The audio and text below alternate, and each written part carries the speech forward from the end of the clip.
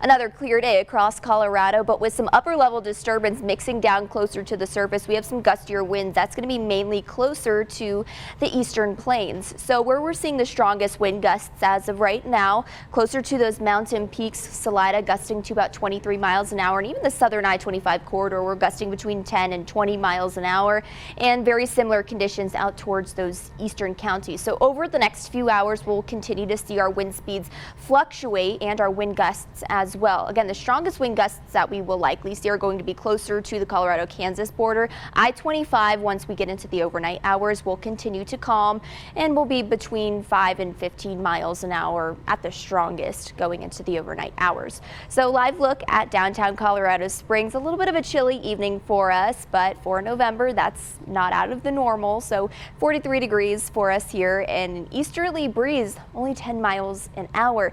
Closer to Pueblo, temperatures are still in those lower 50s, a little bit on the drier side, 29% humidity, but winds are staying light. You can see a couple people out there enjoying their evening. Overnight lows tonight will take a tumble. We'll dive into those 20s for us here across I-25. We'll get down to 22 degrees in Colorado Springs, 24 expected for that morning low in Pueblo as well as Canyon City, and we'll dive into the teens closer to Woodland Park. Highs tomorrow won't really warm up all that much with that colder air just staying put. 46 for that high in Colorado Springs, but we'll make it into the 50s in Pueblo, 52 expected for La Junta, 49 degrees for Canyon City, and 43 expected for that high in the afternoon for Woodland Park.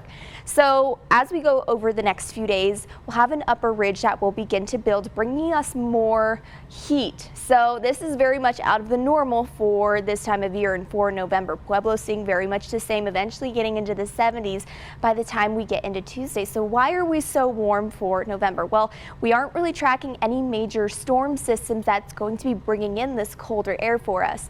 This upper level ridge that we continue to see build, that's what's going to be bringing us this heat as we go into the start of this upcoming week. The other thing that we are tracking is westerly downsloping winds. As those winds downslope off of the mountains, they will heat up. So that's part of the reason why we're seeing these above average temperatures, but we are tracking some change though once we get into the back half of the week. So there's this high pressure system that will continue to bring us the heat as we go towards the middle of the week. Then once we get towards the back half of the week, we'll start to see this trough that will dive through and bring us some cooler temperatures, likely some mountain snow with that too. We still have some things to track out with some of the models though as we get towards the back half of the week. Here's a look at the next 7 days and what you can expect. Sunday, definitely the coldest day for us, below average for this time of year, quickly rebounding to above average by the time we get to Tuesday. That will be back in the 70s. Here's a look for the start of the week. Temperatures will start up in the 30s, but eventually get into the mid 60s for us. Pueblo, 50 degrees going into Sunday, continuing that warm up all the way through Tuesday. 60s and 70s throughout the week. Breezy conditions will arrive by the end of the week. Canyon City, a few clouds will start to move into the area starting tomorrow, and we'll hold on to those conditions and a warm up all the way through Tuesday. Woodland Park, 43 for us on Sunday, continuing that warm up. Woodland Park will also be feeling above average as we go throughout the rest of the week.